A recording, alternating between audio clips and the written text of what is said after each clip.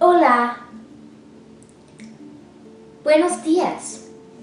Welcome to my trip to Peru. I recently went to Peru with my family and I am so happy that now I get to share my experience with you. It was so much fun to go there and to learn so much about the Incas, which is a tribe that used to live there. No, it wasn't a tribe. It was an empire. And I am so happy and so glad that I am lucky enough to have experienced that and that now I can share it with all of you. So, welcome to my trip to Peru.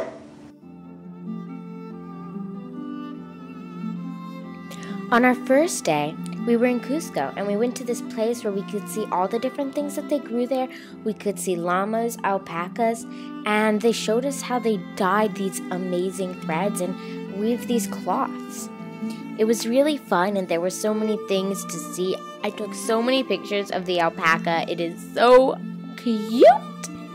And we walked around the town a bit and we just had a lot of fun there. We bought some of the cloths.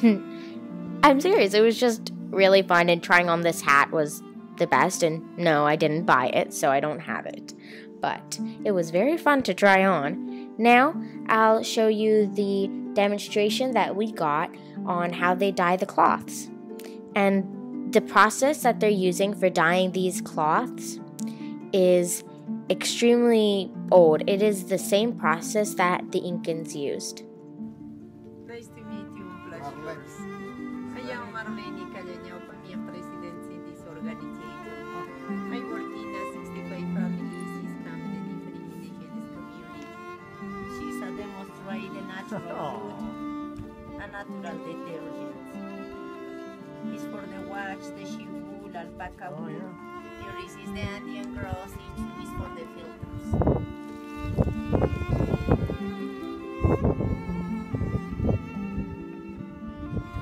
Dancing and spinning, I don't have problem. I have a lot of experience.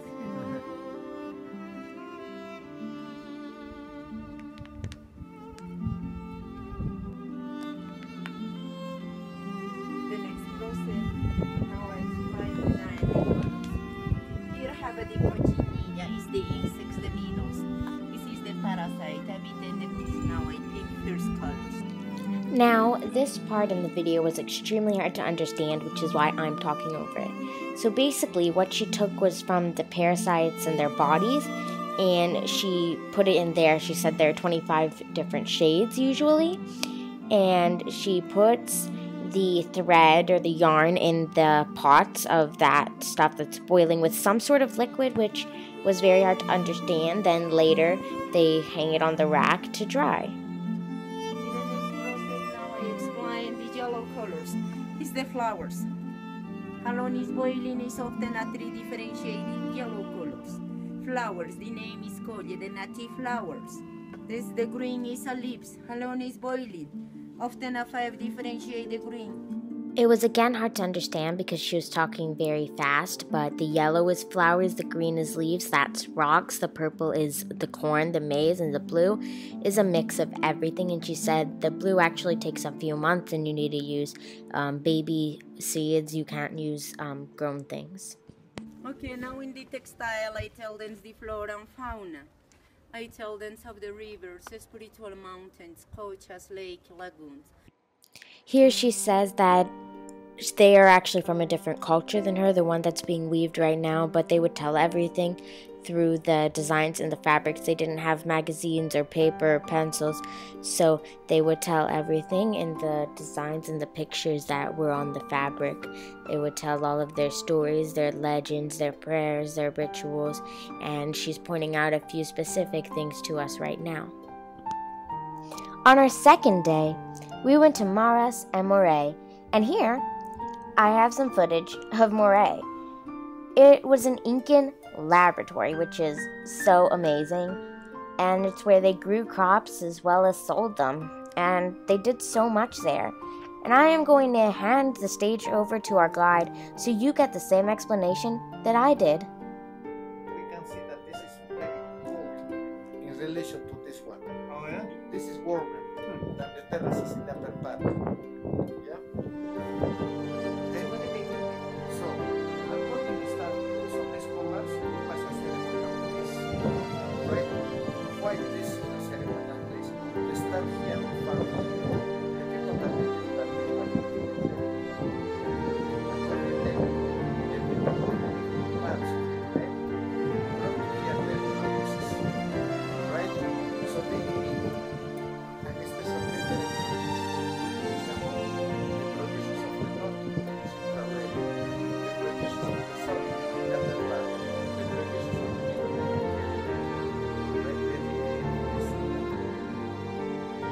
After that, we went to the Salt Terraces. You can see in this photo all of the little squares. That's where the salt was. And each square belonged to one family. Each square, one family. Not like mom, dad, and child, but big families, extended families. And what would happen is water, salt water, from the top of the mountain would go through some channels and flow through all these little parts. And then, once a year, they would come down, each family, and they would drain their part and get the salt. It was a huge event because the whole family would come and it would be a family gathering. They would come and they would have a picnic and drain their salt. When they harvested the salt, they first took off the top layer, which was white salt. Underneath that was pink salt. Now, obviously, the second layer is my favorite because, of course, pink is my favorite color. So why would I ever rather have white salt than pink salt? But I just think it's really cool how the depth measures the color. And the same salt water is flowing through all of it no matter how deep you go. So I think it's really cool that below the white salt is pink salt. After the salt was harvested, they would sell it. And they'll sell all year round. So if you ever visit, be sure to buy some. I did. So you can either buy bags of salt, and they have different sizes like you can see at the back, or you can buy little sculptures that are carved out of salt. Can you believe how hard it must be to carve something like that out of salt? The only problem with getting the sculptures is if it's a little bit too humid or something at your house, then they'll crumble a bit. But other than that, I think the sculptures are so amazing and so hard. Like, I can't believe that they can make that. It's a real skill that they can do that. So that's amazing. After we were done with the salt, we went and had a lovely picnic. It was actually kind of hard to get to though because of the road, which you can see behind my dad. Our car didn't go through it so well. But after that, I was lucky enough to hold a baby lamb. I had mentioned how I wanted to hold a baby of every single animal, which I still do. And we passed by this girl and her mom who were herding sheep and lambs. So we asked if I could hold one, and after the driver talked to them for a bit and convinced them, I got to, and it's so amazing. You have no idea how cute and gentle and warm they are. Like, you can tell how sweet they are from the photo, but it's seriously not the same as holding one. After lunch, we went to this old house and looked around a little bit. They had some nice plants and we got to go horseback riding. And there was this nice old lady who was there, and she was weaving thread. And the way that they did it was so cool. It wasn't using machines, it was all hand done, just like they did it in the Inca time. So it was truly amazing, and we got to horse ride all around that area and see some amazing things. On our third day, we walked around an old town. It was nice, and you could really see the architecture, and that was old architecture from around the time period when the Incas were there. And you can see the animals and the shops that were just around that you could buy. Those are guinea pigs, which I was pretty sad to learn that they killed and ate and stuff, and I was horrified at that. But it was still nice to walk around and see everything and go shopping. After walking around in some shops for a bit, we went to an Incan water temple. It was really cool, and like you could see, there was still running water through most of the temple. There were lots of parts that were blocked off and we weren't allowed to go to, but we could still go to a lot of it.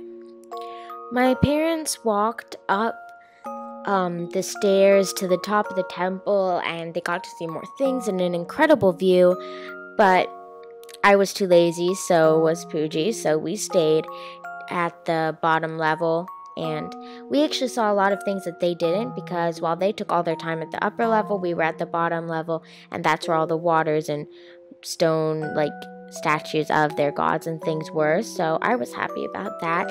And we actually finished before them, so we had some time to do some shopping without my mom knowing about it until now. Yeah, that probably wasn't a good decision. But moving on, we got out early and we did some shopping, and I bought a pair of earrings. Oh, by the way, Mom, bought a pair of earrings that you don't know about. Okay.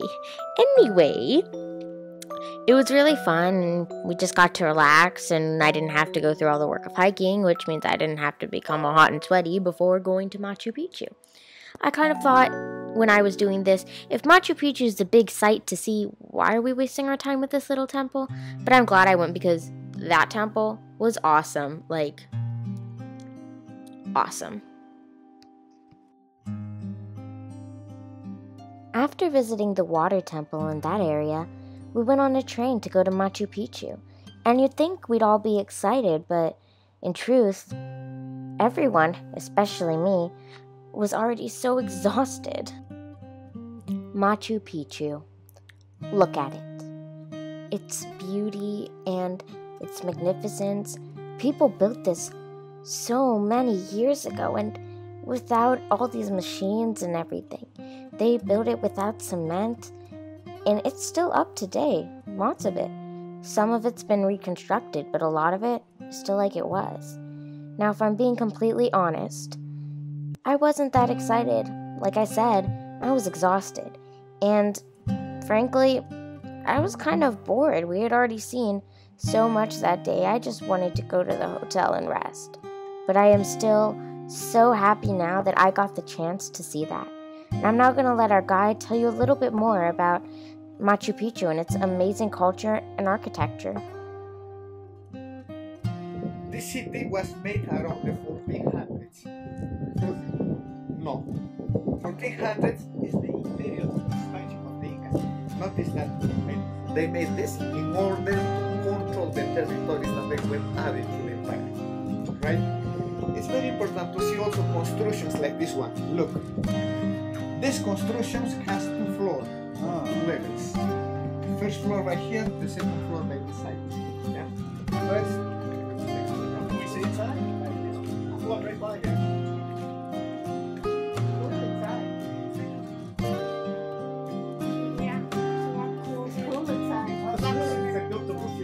Imagine what it was like. That's always happened because here in the sun, it's very warm. Well, here what you can see is an Incan Bridge, which we got to walk on.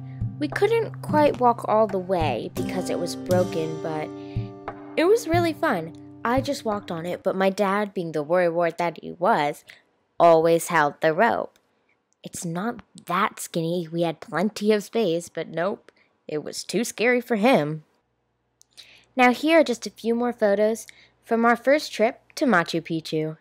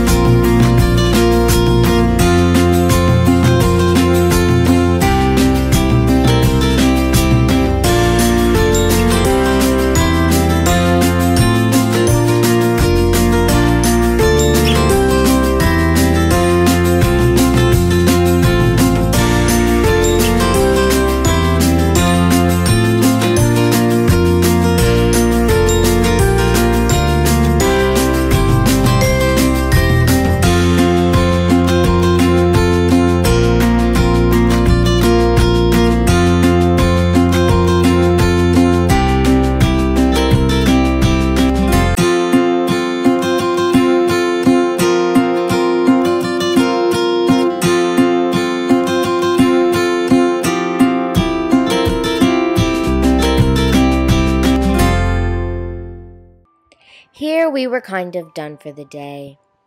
The mosquitoes were horrible. My parents were still looking around. We were taking some selfies, but you should see the behind the scenes. We were all going insane because of the level of mosquitoes since it started to get dark. The next day, my parents went back to Machu Picchu. I could have gone too, but I decided not to. I had seen enough of it. So I stayed in the hotel with Pooji, and I worked on homework, or in other words, just kind of fooled around on my computer the whole day. But yeah, so that was a fun day. And we did walk around, and I took that photo there. We walked around the hotel grounds a little bit, and we took some photos of some of the plants and some birds and things while my parents were there, exploring more of Machu Picchu and learning more incredible facts. I wish that I could explore Machu Picchu with them, all of it, on their second day, without all the walking and the stairs and the crowded trains and the half an hour wait to actually get into Machu Picchu. There's a lot that you don't see going on, which makes it annoying to visit. By the time my parents got back, it was already pretty late, so we all went out to dinner at the town. We went and we walked around first, though. It was really nice, and I actually got a pencil cup pot thing. It's a miniature pot, which I'm thinking about putting pencils in. We actually thought that that pot didn't get packed when we received a box of all the pots that my mom got, all the stone pots. But then we found it when we moved to the US. So, yay! I have my pot now, and it's really pretty, and I love it. The next day, after breakfast, and an early breakfast at that, we went to go make tea. We picked up the tea leaves at the little plantation that they have at our resort. They told us how to pick them and which ones to pick. You have to pick the ones at the top of the plant. The lighter the green, the better, and that's to make good quality tea. Then we put it in the bags. I picked too many leaves, so they had me put it with the ones that the hotel staff would then make into tea. But I still had a lot more than everybody else, as you can see. We then had to roll it, and that was the final product. Then we took tea from another day that had already been set out and dried, and smushed it and put it into bags, and then we were done. And then we, of course, tried our tea, which was great, and then I did some schoolwork. The day after that, we went to this cool farm where we got to see how they lived. But on the way, we stopped, and my parents tried some guinea pig. I was horrified. I stayed in the car, and I couldn't believe that they actually ate those poor, sweet little creatures. It was so sad. But anyway, my dad told me today that he actually thought they weren't very good and that it wasn't worth it. He thought it was good for the experience of trying a very traditional food for Peru, but that he would never do it again. Ever. When we got to the little farm, they dressed us up in traditional clothing. It felt very awkward to wear and was pretty hot, but I thought the skirt that I was wearing was super cute. After that, we went to eat, and they fed us some of their food, which wasn't very good. At least not in my opinion, but I'm an incredibly picky eater, so don't go just by that. And my dad said it wasn't very fun for him, but hey, everyone's different, right? Then we walked around, and they told us a bit about how they harvested the crops and things like that, but it really wasn't the most interesting thing that we did on the trip, but I feel like it was a good experience, and all the ladies there were really nice, and really, really nice, because they're just very friendly people in that area, so I was happy that we did it, and I loved how funny my dad looked in those clothes. He looked very funny. The next day, we walked around in old parts of Peru. We walked around some old towns and things. and we got to see a lot more Incan architecture. Some really old stuff, and you can see how the blocks are cut so that they fit it exactly. And it's really amazing because they didn't use cement or anything in between them to hook them together. It's just the rocks, and it survived till now. It survived natural disasters like earthquakes, because there have been some since the Incas have been there, and yet all of these buildings have survived. All of them are still there to look at today. Granted, some of the things were rebuilt, but most of them were not. We also looked in this museum where they had some of the things moved to because they wanted to keep it, but that's not what people live in anymore. So, here you can see inside the museum area, they have what the Incans built, and those stones are so perfect, so flat. See, like that. Very flat, perfectly carved. Any holes were made on purpose. Those were drains, and the drains were for like baths and things, or at least that's what people think. But there's also another theory. The other theory is that those little holes were for people from the outside to talk to people from the inside. But most people think it's drainage, for if it rains and water gets inside, or any other purposes. But then you wonder, why are they so high? It's actually because the floors on the inside are much higher than the floors on the outside. And that's why the drains are so high up. I find it really interesting how a culture so far from today could create such amazing things. Much better than what we create today when you think about it. It took a lot more work as well, though. And, of course, I was a model that day and stayed in the car for some parts, and well, that. Well, that was nice, and the view was great from the top of a hill that we went to. After we finished looking at their architecture, we went to a market where we got to see and eat a bunch of fruit. Well, we only got to eat it if we bought it. They also had some amazing cheese and bread. We even brought some back to Brazil with us. It was really good, and I'm glad I went there because I was hungry and I ate a lot there. There is some good food at that market.